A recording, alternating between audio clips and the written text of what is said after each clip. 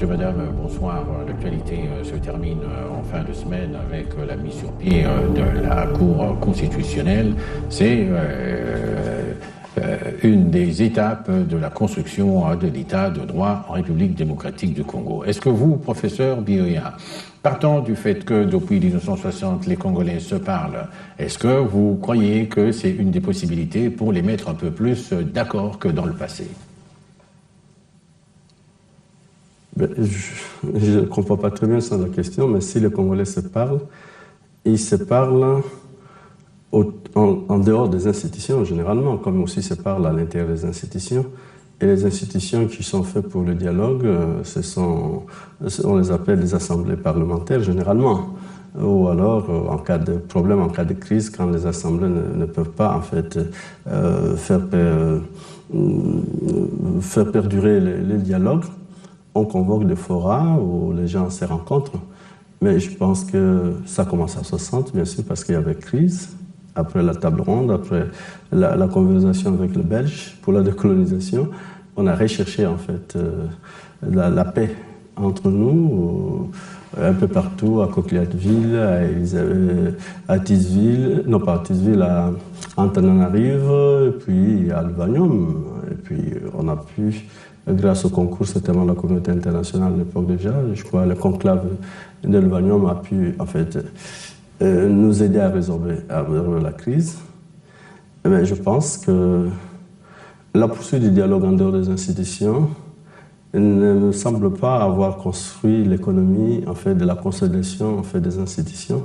Et je pense que les réformes auxquelles vous faites allusion, notamment le parachèvement de la réforme judiciaire, devraient, en fait, nous aider à consolider l'État, à laisser les institutions, en fait, nous permettre de nous rencontrer tous dans les institutions, parce que les institutions assument le consensus, assument la vision globale, assument le projet global. C'est un peu, en fait, un complément nécessaire à la limite des individualités que nous sommes.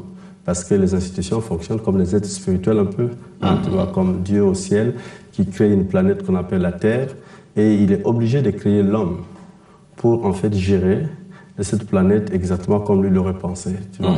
Alors nous, on nous a donné la Terre, ben pour, en fait, gérer tout ce que la Terre confie comme patrimoine, eh ben, nos talents, nos capacités physiques ne suffisent pas, parce que nous ne gérons pas les individualités, nous gérons la collectivité, et nous avons ainsi une doublure, un dédoublement, en fait, de nos capacités, de nos atouts à travers les institutions. Et les institutions, en fait, ont la faculté et le privilège de réunir, de globaliser nos forces pour, en fait, gérer nos faiblesses. C'est pourquoi quelqu'un a dit, je crois que c'est Obama, que les institutions fortes valent mieux que des individualités fortes. Oui. Est-ce que les institutions qui viennent d'être mises sur pied, c'est-à-dire cette Cour constitutionnelle, vous pensez qu'elle sera suffisamment assise quand, par exemple, vous pouvez faire remarquer que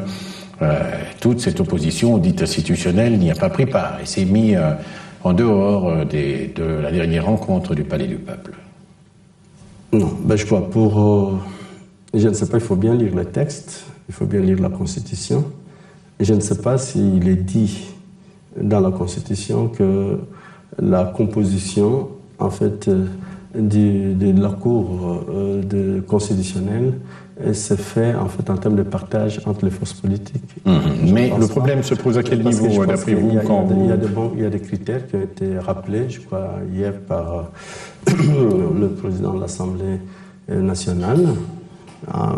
Il y a des critères de compétence d'abord, il y a des critères de nationalité, il y a des critères d'expérience, parce qu'il faut d'abord être juriste, à défaut, avoir une expérience politique d'au moins 15 ans et être de la nationalité congolaise.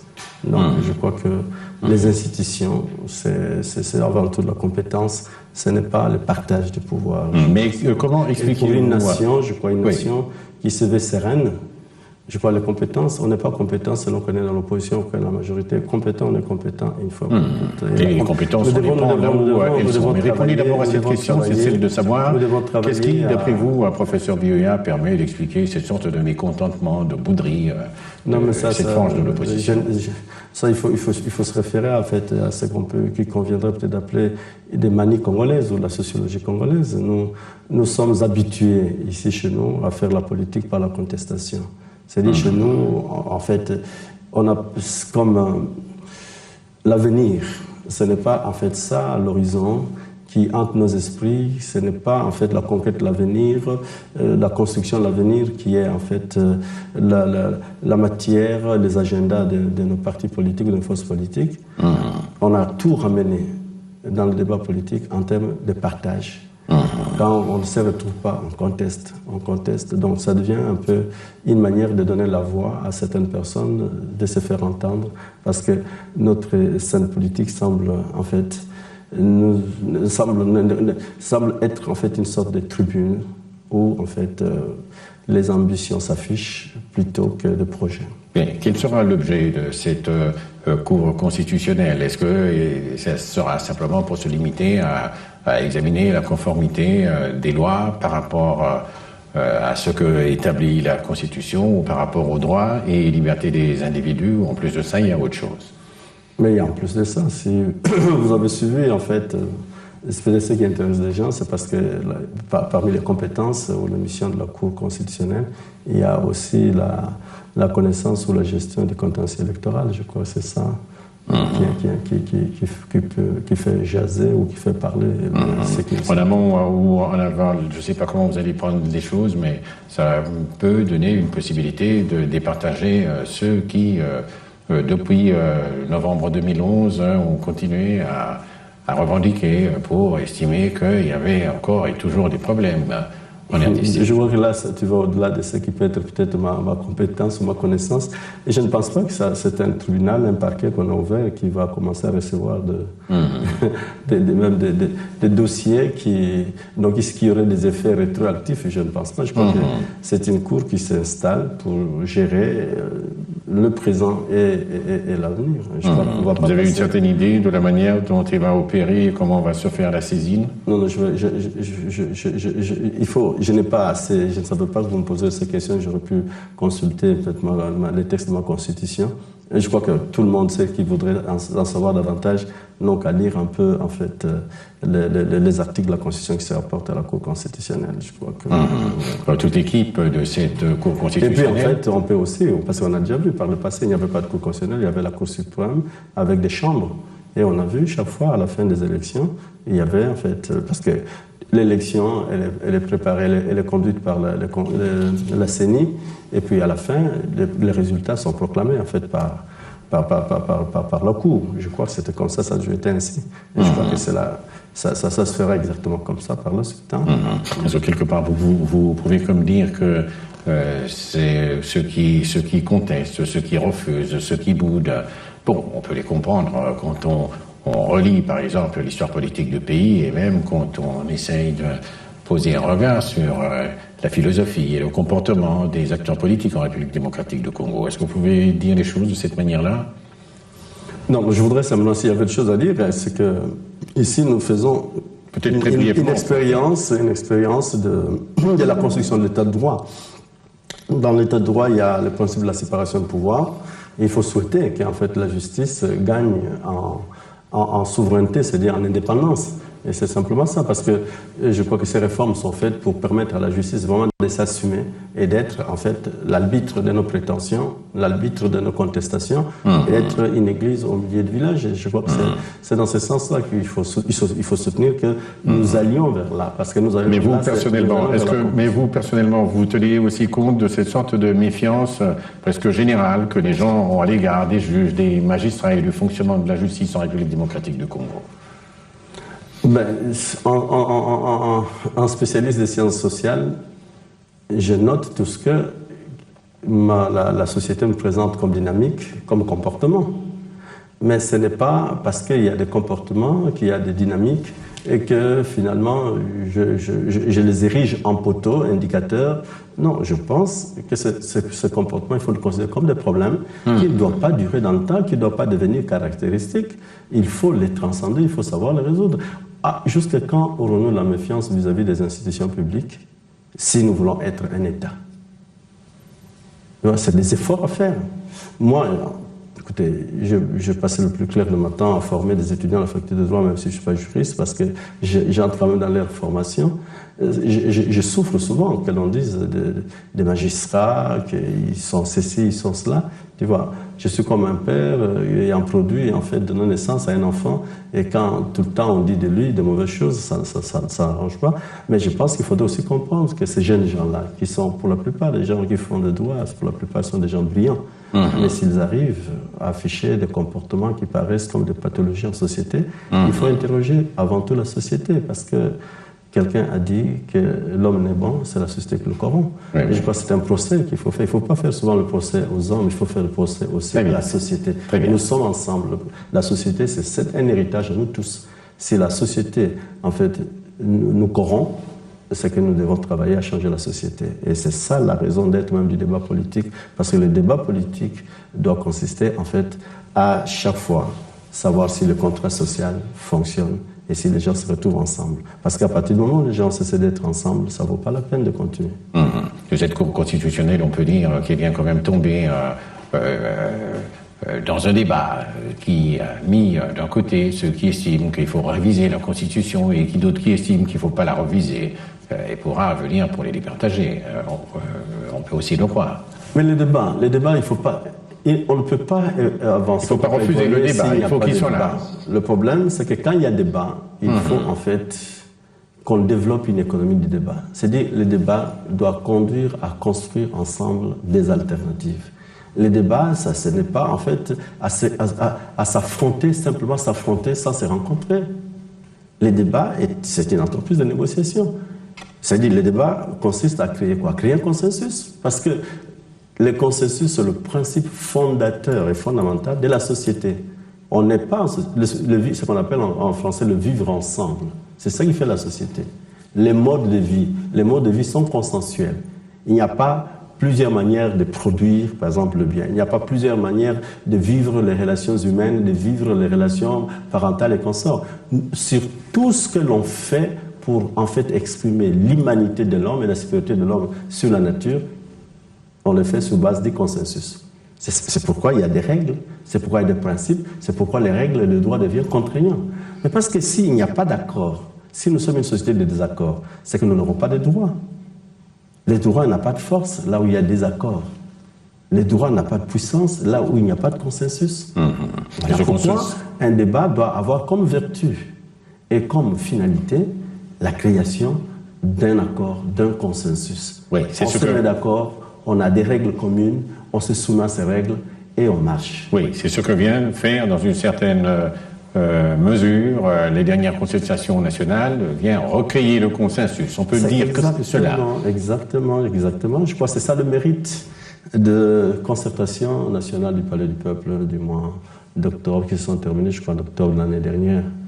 Parce que là, confronté à une certaine dynamique conflictuelle, de contestation, d'affaiblissement de l'autorité des institutions, d'affaiblissement même de la confiance en nous-mêmes, de dégradation de nos rapports entre nous et avec le monde extérieur, nous sommes allés pratiquement en assise de refondation du consensus, en assise de la fondation de la cohésion nationale. C'est-à-dire, nous sommes allés là, non pas pour en fait vendre nos ambitions et nos illusions, mais pour retrouver la nation en fait qui commençait à disparaître.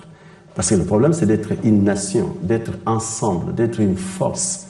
Et c'est ce que en fait les concertations ont fait. Parce que sans consensus, sans cohésion, et si la démocratie, si les élections, puisque vous en parlez, si la Constitution donne lieu à des débats qui nous déchirent, qui nous affaiblissent, mais je ne sais pas en fait ce qu'il convient de retenir. Parce qu'en fait, à ce moment-là, ce qui triompherait de ces débats qui nous déchirent, ce qui gagnerait en fait de ces joutes qui nous affaiblissent, ils auraient gagné quoi? Oui, mais est-ce qu'on peut dire, bon, je ne vais pas dire tel a gagné ceci, tel n'a pas gagné cela, mais dans la continuité de ce débat, on peut dire, je ne sais pas si vous estimez aussi que les dernières déclarations, les dernières interventions des envoyés spéciaux qui ont séjourné en République démocratique du Congo viennent un peu comme pour recadrer les choses et dire que bon, on ne va pas aller là-bas, on doit s'arrêter jusqu'à tel niveau et voilà comment les choses doivent se faire. Non, je ne sais pas très bien comment vous répondre. Hein. Je pense que... Mais vous êtes quand même d'avis que ce débat a continué quand même entre Congolais autour de la révision ou non de la Constitution et qu'il est encore en cours. Mais il y a de prises de parole. Parce que les débats, il n'y a pas de débat quand chacun de son côté déclare ce que bon lui semble.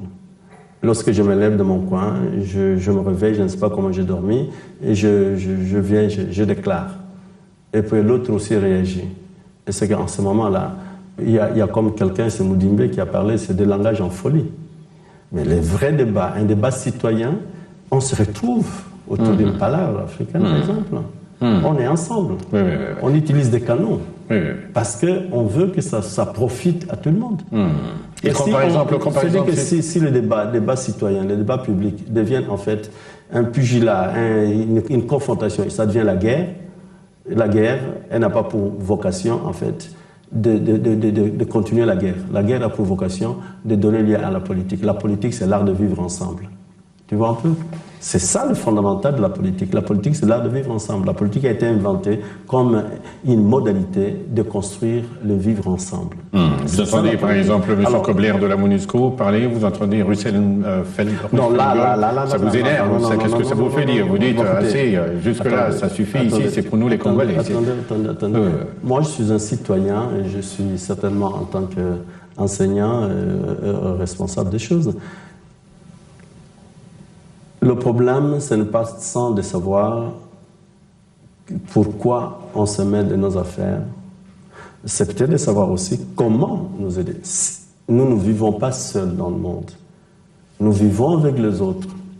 Ceux qui vivent avec nous, ceux que nous avons invités dans nos affaires, ont le droit, certainement, de regarder à ce que nous faisons et de venir à nous pour, en fait, nous donner des conseils, pour nous assister par moments.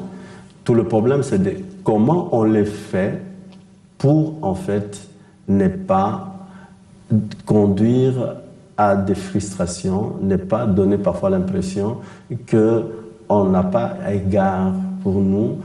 Comment, en fait, ils le font sans que peut-être nous les ayons, en fait, invités dans le débat. Tu vois. Je pense que ceux qui dernièrement se sont intéressés à notre débat l'ont fait sur la base peut-être de l'accord d'Addis Abeba qui contient vers sa fin là une clause qui nous dit que pour trouver une solution à nos problèmes et aux problèmes de la région, la MONUSCO fait partie de la solution, je crois. Mais je crois que si on leur a fait des observations, c'était pas pour refuser leur conseil, je crois que c'est Lambert Mende qui a dit ça. Mende a dit qu'ils ne refusent pas, le gouvernement ne refuse pas qu'ils nous disent ce que nous devons faire, mais le gouvernement voudrait leur demander de le faire avec manière. Donc je crois que c'est ce qui est important et qu'il faudrait peut-être retenir. Oui, mais il y a une manière. Quand c'est Kobler qui le fait, il y a une certaine façon de le faire. Quand c'est Russell qui se prononce, il y a une certaine façon de parler, mais au moins on réalise qu'ils ont mis les pieds dans le plat, comme certains gens le disent.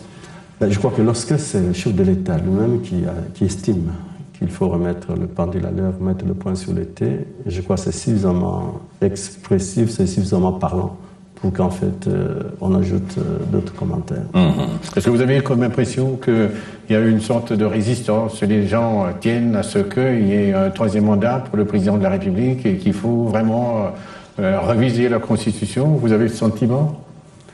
Écoutez, je pense que j'ai déjà fait avec vous des émissions en ces lieux-là, et je pense que j'ai exprimé des positions lorsque nous sommes sortis de concertation nationale qui, par moments, peuvent justifier le débat que l'on fait aujourd'hui, dans un sens comme dans un autre. Et je parle en tant que citoyen. Et j'estime que l'on ne fait pas la politique sans justice. L'on n'apprécie pas le travail des adversaires sans un fond d'équité et de justice aussi même si, en fait, nous devons être dans l'adversité. Je crois que la meilleure façon de construire la paix dans un pays, c'est de rechercher en toutes choses un consensus et d'avoir un meilleur jugement. Lorsque, par exemple, je répète ça, je sais pas si c'est mon point de vue personnel, n'est pas institutionnel.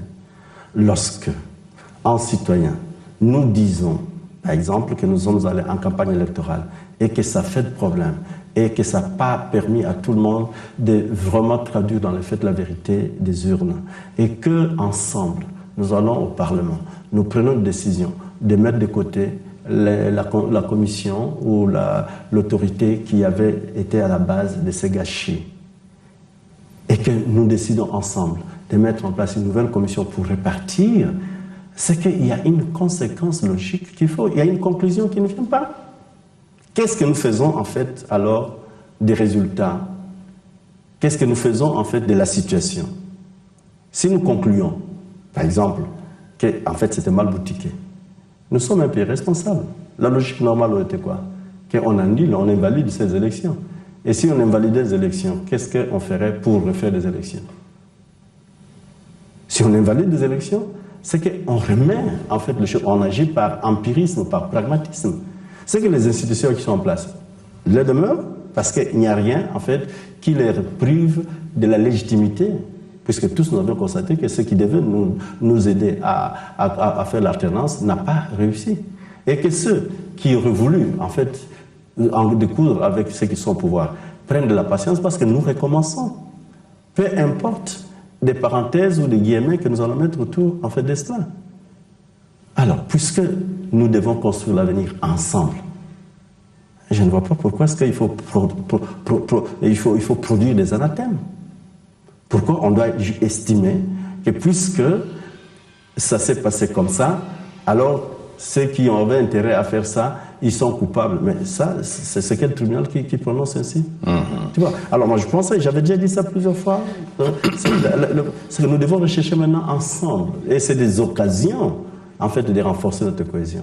C'est-à-dire, nous devons nous rendre compte, en fait, du mal qu'une certaine pratique, d'une certaine autorité aura causé à la nation. Et ce mal, il n'est pas en fait le mal, les victimes de ce mal, ce n'est pas ceux qui étaient au pouvoir, et ce mal-là ne doit pas profiter à ceux qui n'étaient pas au pouvoir. C'est qu'ensemble, nous construisons une alternative.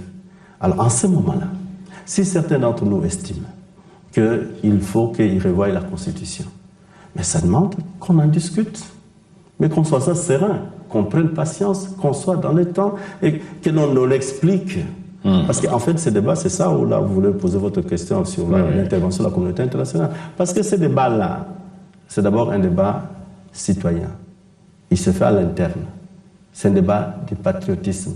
C'est nous qui, en fait, faisons notre ligne nationale et ce ne sont pas des partenaires qui, en fait, nous aident à dormir sur ce lit. C'est nous-mêmes. Alors, mais c'est ce débat-là. Et que, par exemple, parce que ceux qui demandent qu'on révise la Constitution, ils doivent donner des raisons. Ceux qui ne veulent pas, ils vont donner des raisons. Et en responsable, nous allons balancer les différentes raisons. Mais dites-moi d'abord, peut-être que vous pouvez essayer de répondre à quelques questions assez simples pour avoir encore votre avis de citoyen. Est-ce que cette Constitution, à votre avis, on peut la reviser? J'ai discuté longtemps avec des juristes. Très brièvement peut-être. Beaucoup de juristes. Je vous donne l'avis des juristes. Oui. Parce que dans ces questions, souvent, moi je suis politologue. Il y a deux types de constitutions. Il y a des constitutions qu'on appelle souples, il y a des constitutions qu'on appelle en fait rigides. Les constitutionnalistes enseignent comme ça. Les constitutions rigides, la rigidité, c'est en fait, c'est un peu, c'est ce qu'on appelle, il y a un vocabulaire qu'on emploie chez nous, c'est le verrouillage, quoi. C'est-à-dire que ça... C'est verrouillé. Il y a des articles qui sont verrouillés. On ne bouscule pas ça n'importe quand, n'importe comment. Mais ça n'interdit pas, en fait, que les choses évoluent. Pourquoi? Je vais vous donner simplement un exemple. La Constitution française de 1958 prévoyait, dans un chapitre, dans une disposition, une communauté franco-africaine.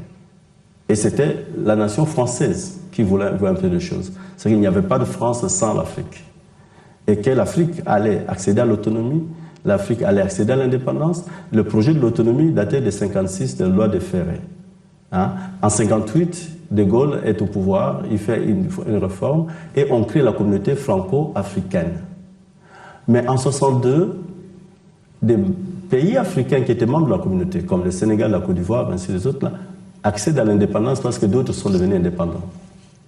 Ce n'est pas pour autant que la Constitution française a changé. Cette disposition-là a disparu, la Constitution française, sous Giscard d'Estaing en 1977. Oui, mais vous n'allez pas dire que je voudrais qu'on se comprenne. Cette disposition avait été verrouillée. Je voudrais qu'on... Verrouillée ou pas, cette disposition n'a pas disparu. Parce qu'en principe, le problème c'est quoi? C'est qu'on n'a pas besoin, pour avancer, pour développer des dynamiques, pour construire l'avenir de son pays, nécessairement d'aller retoucher la Constitution. On le peut. Si, en fait, on l'explique et s'il y a des raisons. Mais ça ne devrait pas... Moi, c'est la vue du politologue. Moi, je pense que l'on peut, s'il est question, par exemple, de nous décider sur l'économie que nous devions faire du débâcle électoral de 2011. Si nous cherchons à comprendre s'il y a un impact positif ou négatif des guerres, des insurrections sur la gestion des mandats du chef de l'État, pour en faire la vraie comptabilité. Ça, ce débat, on peut le faire, le débat citoyen. Ce débat-là, on le ferait à partir de quoi? On ne fait pas ce débat à partir des ambitions personnelles. On peut faire le débat sur, en fait, le devenir de la nation par rapport aux enjeux du monde, aux enjeux de la région. Si nous voulons, par exemple, la stabilité des institutions, parce que l'alternance, encore faut-il la préparer. On ne dirige pas un pays en changeant seulement des chefs pour le plaisir des gens.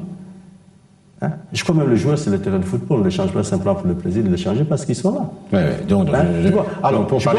Je pense que citoyennement, on peut faire ce débat-là. Arriver, par exemple, nous, là, les Congolais, l'élite politique, la classe, c'est la raison même, par exemple, des concertations nationales. Si, par exemple, les concertations nationales qui étaient ouvertes à tout le monde, si ça avait bénéficié même d'abord de la participation de tout le monde, et qu'ensemble, on décidait de tirer les conséquences du débâcle électoral, d'invalider, par exemple, tous les résultats, pour que nous répartions, on annule ces élections, on dit, ce n'est pas, en fait, ça ne nous a pas permis d'avancer.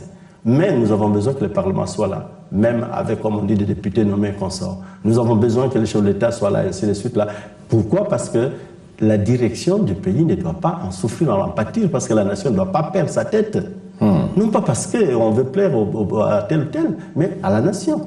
Et que l'on dise, ok, alors ensemble, nous refaisons les élections, nous cherchons l'argent. Et nous le ferons quand? On fait un calendrier, on appelle la CENI, nous faire un calendrier pour partir. Nous disons ça à la communauté internationale.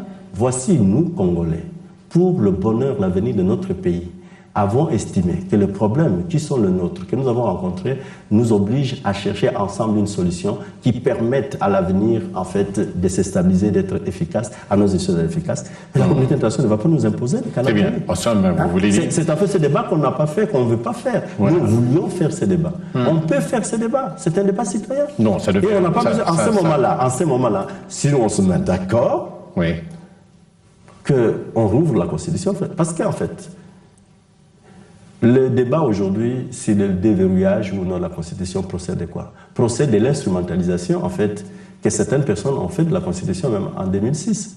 Parce que 2006, la Constitution 2006 arrive quand ça arrive dans la période post-conflit. Ceux qui voulaient du fédéralisme, par exemple, notamment les gens du RCD, qui auraient voulu, en fait, une république fédérale, ont tout fait pour obtenir, en fait, que cette perspective ne soit pas, en fait, écartée. Tu vois? C'est que nous avons discuté, en fait, de cette Constitution aussi de façon quelque peu partisane. Alors, ceux qui demandent à revoir la Constitution, par moment, ils ne le disent peut-être pas haute voix. Ils invoquent un peu ce contexte qui a entouré la rédaction de la Constitution de 2006. Bon, on ne va pas considérer...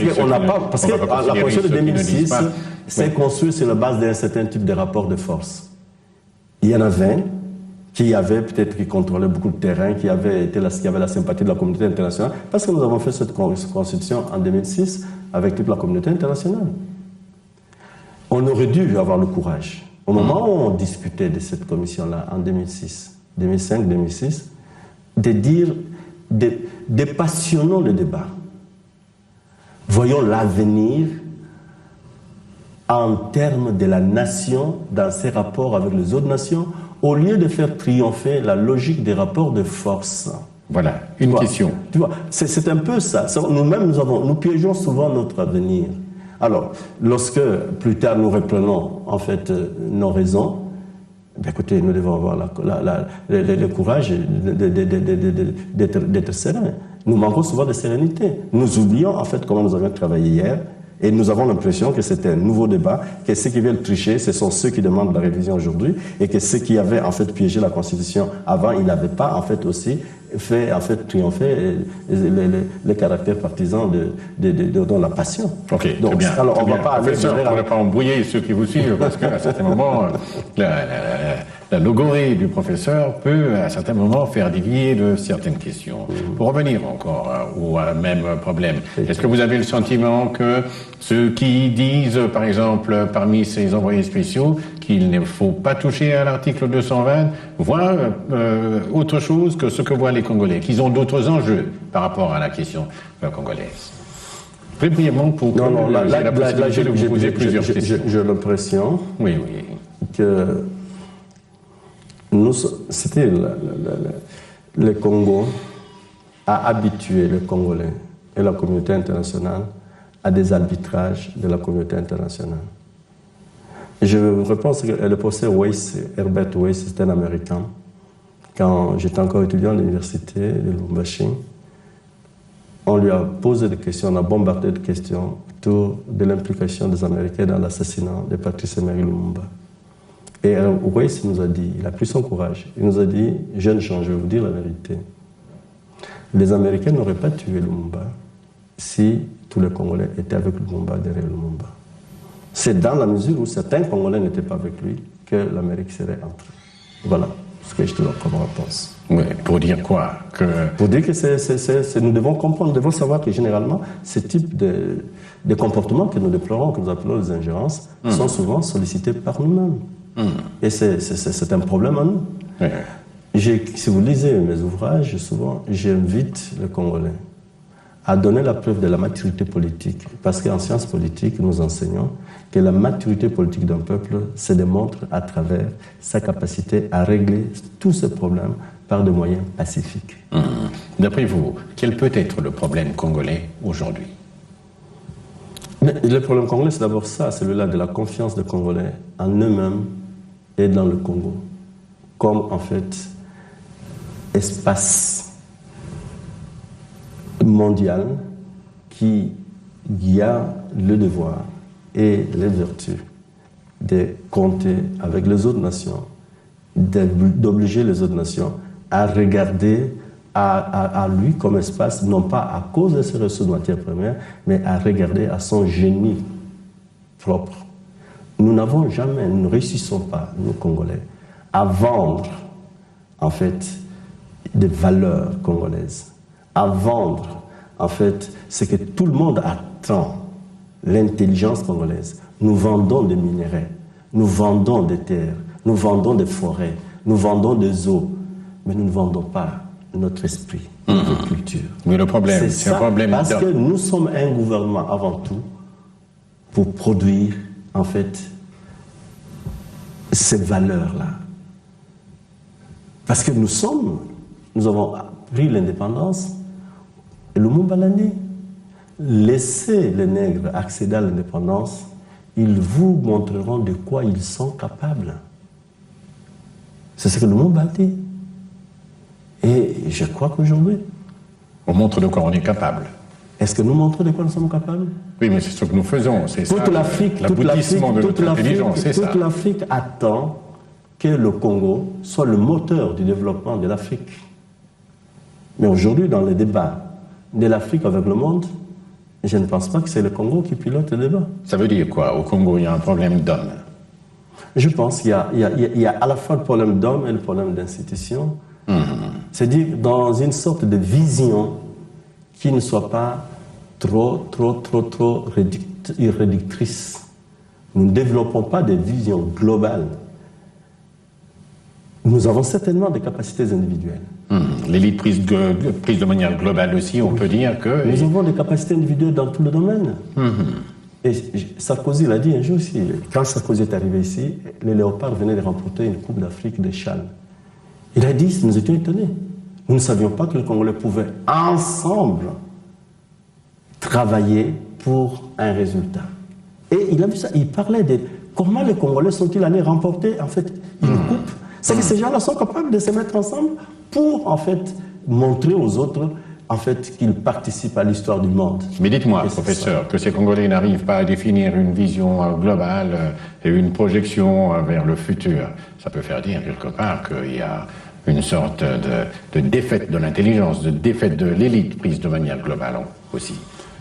Écoutez, mais je crois que vous avez le vocabulaire qui convient. Il y a ce problème, effectivement, du rôle des élites, de la responsabilité des élites. Parce qu'en fait, ce n'est pas toute la nation qui fait l'histoire. C'est ceux qui émergent, qui se démarquent du nombre. Parce que l'élite, c'est par rapport au nombre. C'est à ceux-là qu'on attend. Et dans tous les domaines, il n'y a pas qu'un seul domaine lorsqu'on parle en fait des élites. Parce que généralement, l'on constate le renouveau dans un pays, non pas nécessairement à partir de la production minière, mais à partir des activités de l'esprit. Les théâtres, les littératures, c'est parce que nous sommes, il y a la société, il y a l'État, les institutions. Mais qu'est-ce qui, en fait, porte le marque de la société? Le dynamisme d'une société, les génies d'une société. C'est la production, les productions spirituelles, les productions intellectuelles et consorts là. Alors, regardez un peu comment, en fait, aujourd'hui, comment se présentent nos professions, nos métiers. Vous voyez? Prenez chaque secteur. On vous prend, vous, des journalistes. Quelles sont vos préoccupations fondamentales quand vous entrez dans la profession? Vous voulez marquer la profession? Vous voulez devenir des repères de la profession? Non. Vous voulez résoudre le problème d'intendance. Vous quittez là-bas, vous allez chez les enseignants. Eh bien, les enseignants qui ont la charge, en fait, de gérer, de former les gens pour la gestion du futur. Tout le monde, on ne veut pas être de modèle. Alors, cependant, on regarde, on pense que le salut viendra des politiciens. Le salut viendra. Mais non, on peut comme ça épiloguer. C'est ça ce problème-là. Je crois qu'au jour d'aujourd'hui, nous avons le devoir de développer cette capacité d'action commune, d'action collective. Il y aurait en fait de l'avantage à être une nation qui parle d'une seule voix, d'une nation en fait qui soutient les responsables, qu'ils se donnent, parce qu'on dit que chaque nation en fait se donne ses propres dirigeants. Mais qui ne peut pas donner des dirigeants pour avoir les contester du matin au soir. Oui, quand une nation n'arrive pas à parler d'une même voix, on peut même dire quelque part que, dans le fond, il y a un problème de justice. Oui, mais pas parce que dès que nous parlons la même voix, c'est que nous nous sommes accordés quelque part. Et c'est la justice qui nous permet de faire ça. Parce que je dis ça pourquoi? Parce que nos principaux défis, les défis de ces pays, il faut voir ses origines. Ces pays viennent d'où ça? Nous sommes naturellement structurés par rapport, en fait, non pas nos frontières nationales, nos frontières internationales. Nous sommes nés du monde, comme disait Kwame Nkrumah, et nous ne vivrons que par le monde. C'est-à-dire quoi? Nous devons faire en sorte de développer une capacité d'interaction avec le monde. Notre défi principal parmi les défis que nous avons un défi d'une révolution qui ne vient pas de la révolution des politiques étrangères. Comment être avec le monde? Parce que très souvent, c'est l'essence de votre question, là, quand vous parlez des envoyés spéciaux et consorts, là. Le problème est plus global. Il ne faut pas seulement voir en fait des apparitions épisodiques. Mais est-ce que depuis que nous sommes devenus indépendants, nous avons travaillé en fait à équilibrer les rapports avec ceux qui nous ont donné l'indépendance? Est-ce que nous travaillons à équilibrer les rapports avec la communauté internationale? Parce que nous sommes membres de plein droit des Nations Unies. Mais quelle est l'histoire de notre relation avec les Nations Unies depuis 60? Pourquoi cette relation est toujours faite des drames, des tragédies, des malentendus, des incompréhensions? C'est que quelque part, nous n'arrivons peut-être pas à assumer vraiment nos droits. Parce que la force que nous devons être, ce n'est pas les autres qui viennent nous la donner, c'est nous qui devons la construire. Et Dieu nous a donné cet espace avec d'immenses ressources pour que nous soyons forts, pour que nous soyons puissants, et parce que ce que les autres veulent, en train de voir, quand ils nous regardent, ils veulent voir notre force, notre puissance. Et ça, c'est nous. Et la première étape, c'est que nous devons être ensemble. C'est l'union qui fait la force. Comme j'ai vu pendant la concertation, quelqu'un a dit, l'union fait le Congo. Dites-moi un peu, répondez à ma question, juste à cette question. Ce débat n'a pas été abordé ou traité lors des dernières concertations nationales? Mais j'ai dit que c'était la conclusion. Quand vous regardez la conclusion de concertation nationale, c'était la réponse à quoi? Nous avons cherché d'abord la réponse à la dévolution du pouvoir. On a parlé de la démocratie consensuelle. C'était pourquoi? C'était parce qu'on a constaté qu'à chaque fois ici, les élections conduisent toujours à des problèmes. Conduisent toujours à des problèmes parce que les ambitions de tout le monde ne sont pas assouvies. Et ceux qui restent à bord estiment que comme ils ne sont pas dans le pouvoir, eh bien, ils ne comptent pas. Et ils sont... Alors, ça frustre, et ça rend un mauvais service à notre démocratie. Et puisque c'est nous qui devons inventer, comme j'ai dit, notre lit, on a dit, est-ce qu'il n'y a pas moyen d'impliquer, de trouver des formules où, par exemple, c'est ça la force de la production du génie congolais. Nous allons aux élections présidentielles, les deux candidats qui arrivent, par exemple, en finale, nous savons que le problème est déjà réglé. C'est que celui qui remporte les élections, il est chef de l'État, et que celui qui vient après, eh bien, il ne peut pas se retrouver dans la rue alors qu'il a même donné des cautions. Oui, une formule à la congolaise pour arriver à faire une sorte de passage. Parce que l'Afrique du Sud, là où les Noirs sont majoritaires, avec une minorité blanche, principe, c'est quoi? Si le président, il est de l'ANC, le vice-président, à un moment là, il était du Parti national. Oui, ça c'est comme ça. La technique de construction du droit constitutionnel procède à résoudre le problème. Le droit constitutionnel, c'est pas la proclamation des grandes vérités, des privilèges et des avantages au profit des vainqueurs. Le droit constitutionnel et le régime politique, ce qu'on appelle le rationalisme parlementaire, c'est un exercice de résolution de problèmes. Il faut que les institutions fonctionnent pour résoudre le problème, non pas pour cristalliser en fait les faiblesses et les différences. Et or, malheureusement, c'est l'impression, c'est la culture du droit que nous avons ici. Une culture plutôt politique et du droit. C'est que nous voulons que le droit porte quoi? Porte en fait nos antagonismes. Vous pensez l'histoire des disputes de constitution ici. Le fameux article de la constitution de la transition de Mobutu. 94-78, et puis l'article 78, vous avez vu des juristes se battre autour de l'interprétation. Et puis il y a eu la fameuse troisième voie. Le pouvoir appartient à une famille, la primature revient à une famille autre que celle du chef de l'État. Et les gens viennent vous dire un peu que non. La Constitution ne doit pas piéger l'avenir d'un pays. La Constitution ne doit pas cristalliser en fait les insurrections, donc créer des possibilités de soulèvements comme ça. Pour que tout le monde, comme on a dit, il y a le fameux article qui dit on demande à tout le monde de résister en fait à toute dérive par les armes. Et puis après on se plaint par la suite qu'il y a des insurrections et ainsi de suite là. Nous devons en fait apprendre à tuer les insurrections et tout esprit dans ce sens lorsque nous rédigeons la Constitution. La Constitution doit être une loi qui nous soumet nous tous. Et en plus, si on parle de l'état de droit, un peu comme je l'ai appris chez les Allemands, l'état de droit, en fait, doit consacrer une sorte, en fait, d'hégémonie des juristes ou des magistrats sur l'État. Ok. Allons-y un peu par une sorte de cas par cas. En quoi, par exemple, les concertations nationales ont été une solution ou ont été une bonne chose pour la majorité au pouvoir? Très brièvement, vraiment. Non, je ne sais pas dire ça. J'avais déjà dit, j'ai fait une... Non, prenez d'abord les choses. Je ne pense pas. Non, là, je ne vais pas... Moi, j'étais au secrétariat technique. J'ai déjà donné à une époque mes avis personnels de ce que j'ai vu à l'intérieur, de ce que je pensais. Et je vais dire, en résumé, je ne pense pas qu'aux concertations nationales, nous avions tous partagé l'idéal du chef de l'État, qui était le consensus, qui était la cohésion. Parce que ça, je vais vous dire, je ne cite pas la personne, j'ai été étonné, par exemple, qu'un participant, par exemple, aux concertations, il donnait une opinion sur la cohésion nationale, c'est la démocratie consensuelle, en des termes vraiment qui m'ont étonné. C'est dit en montrant que c'était vraiment une bêtise que de penser qu'on doit partager le pouvoir avec l'opposition. Des règles. Bon, je dis c'est son sentiment. Est-ce que c'est le sentiment de tout le monde? Je ne sais pas. Mais j'ai l'impression que c'est un sentiment qui a compté, une opinion qui a compté. Ouais, c'était bien malheureux. Nous, on a travaillé pour le compte du chef de l'État. Nous avons essayé chacun, selon qui le pouvait, de donner le meilleur de nous-mêmes. Et le président, je crois, il a dit sa satisfaction. Et je pense que je ne vais pas chercher ce que la majorité en pensait et ce que peut-être l'opposition pense, parce qu'il y a aussi des opposants qui étaient là-dedans. Donc c'est comme si vous voulez dire que...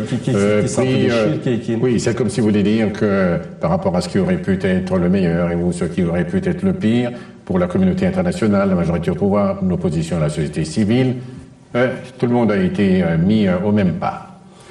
À ce qui concerne la communauté internationale, les ambassadeurs du Conseil de sécurité étaient là. Ils avaient approuvé à 100% les conclusions des concertations nationales. Et je crois que tous les participants aux concertations nationales qui sont venus au prononcé du discours du chef de l'État étaient unanimes avec le chef de l'État quant aux conclusions que le chef de l'État a tirées. Je n'ai pas trouvé quelqu'un qui n'a pas accepté à 100% les conclusions du chef de l'État.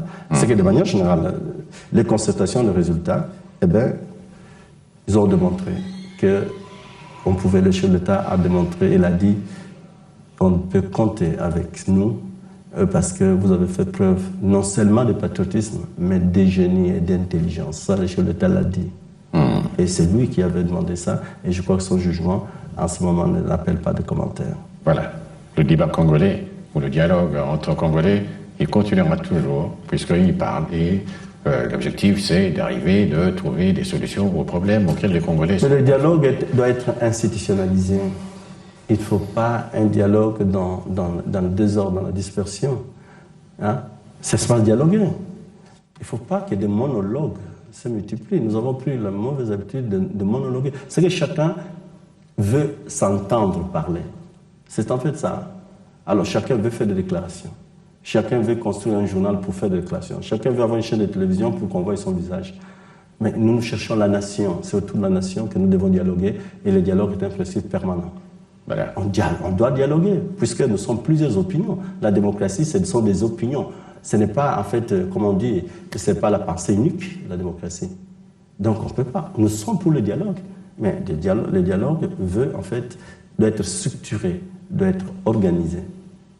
Et le dialogue doit pouvoir être un bien pour la nation.